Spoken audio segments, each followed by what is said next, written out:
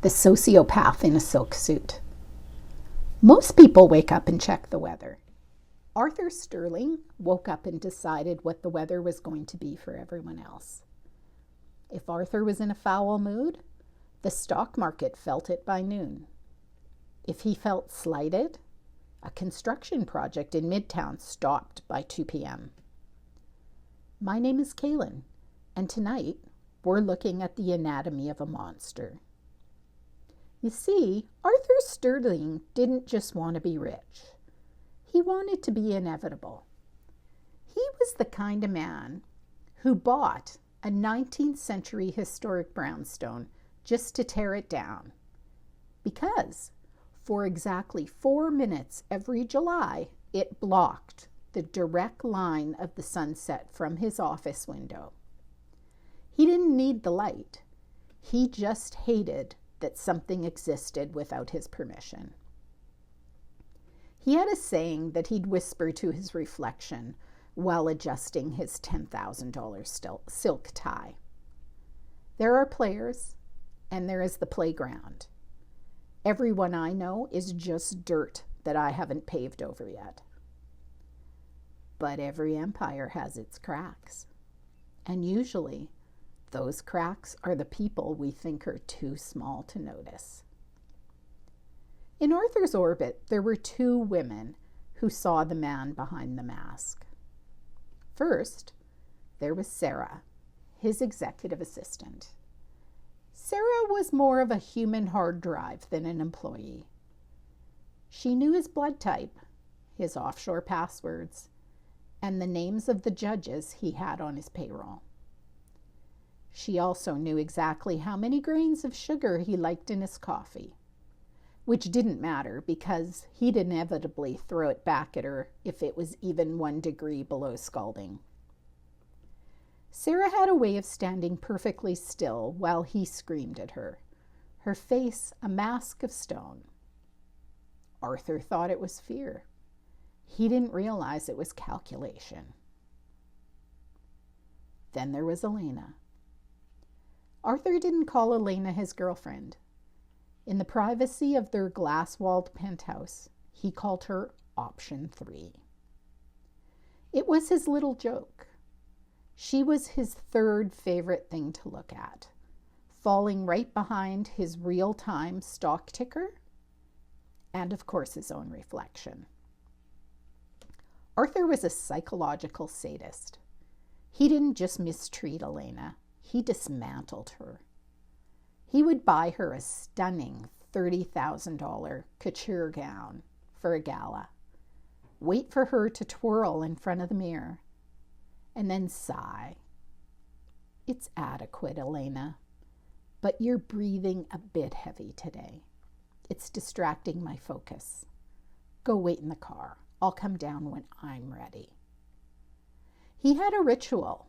He called it the pruning. Every time Elena showed a spark of independence, if she spoke too long to a waiter or asked to visit her sick mother in Ohio, Arthur would find something that she loved.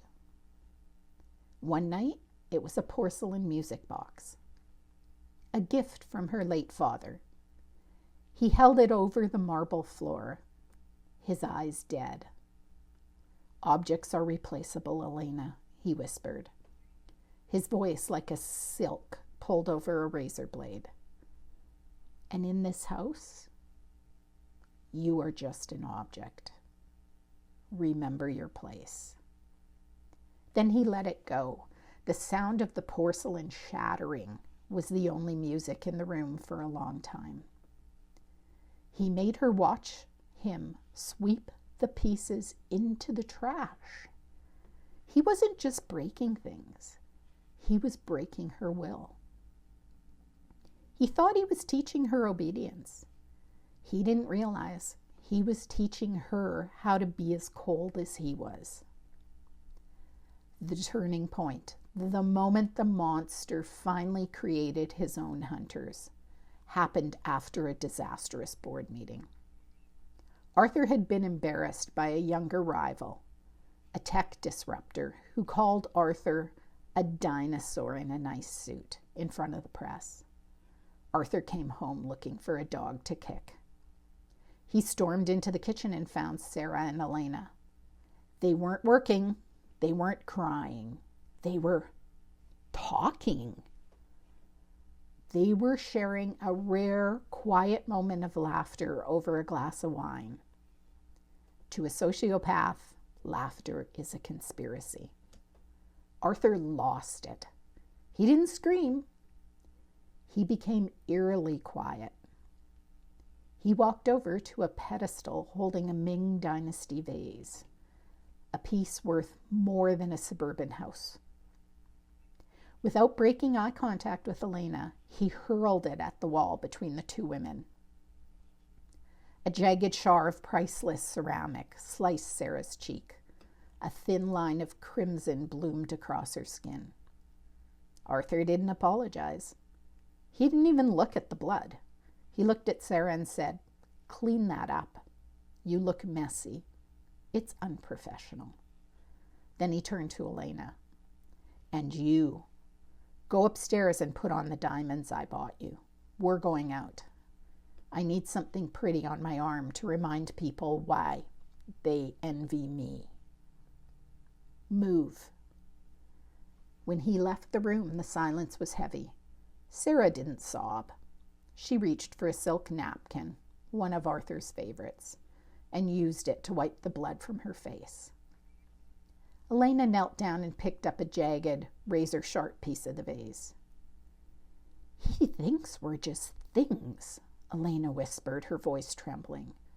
Sarah looked her dead in the eye, the blood still wet on her cheek. "Things don't have a conscience, Elena. That's our advantage. A tool doesn't feel guilty when it cuts the hand that holds it."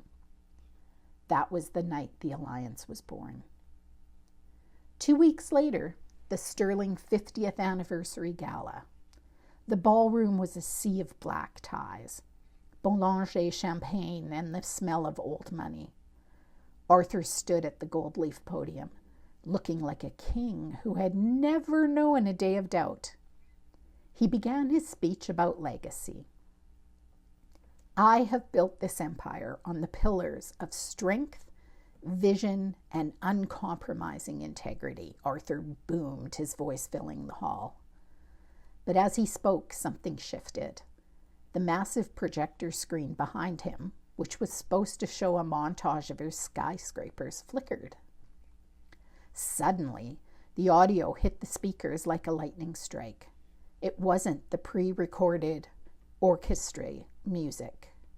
It was a raw, grainy recording of Arthur's voice from his private office, taken just an hour before the event.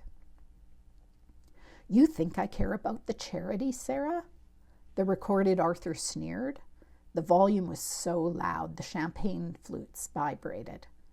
"The Sterling Foundation is just a laundromat for the bribes I pay to the EPA. Those kids in the cancer ward, they're just tax write-offs. Now shut up and find my cufflinks before I replace you with a version that doesn't talk back." The room went ice cold. The elite of the city froze with shrimp cocktails halfway to their mouths. Arthur turned around, his face turning a deep purple. "Turn it off," he hissed towards the tech booth. But Sarah was in the tech booth, and she wasn't done. She triggered the second file, a montage titled "The Rituals."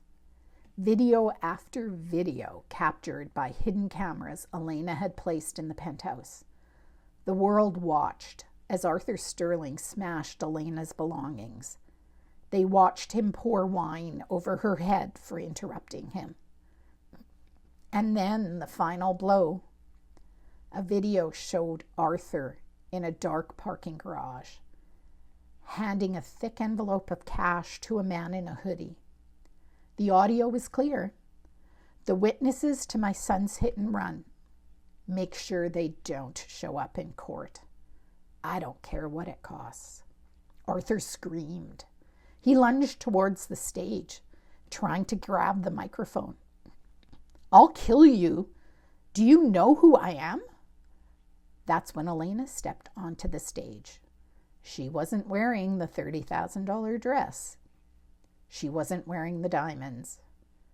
She was wearing a sharp, simple black suit, the kind of suit a woman wears when she's going to work.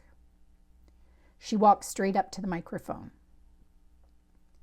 "We know exactly who you are, Arthur," she said, her voice steady and echoing. "You're a man who thinks everything has a price, but you forgot one thing." She reached into her pocket and pulled out the $500,000 diamond necklace he had forced her to wear. She held it over the edge of the stage, dangling it over the trash can the waiters had been using for empty bottles. You can't buy silence from people who have nothing left to lose. She let go. The diamonds hit the bottom of the bin with a loud, hollow thud. Arthur Sterling didn't go down with dignity.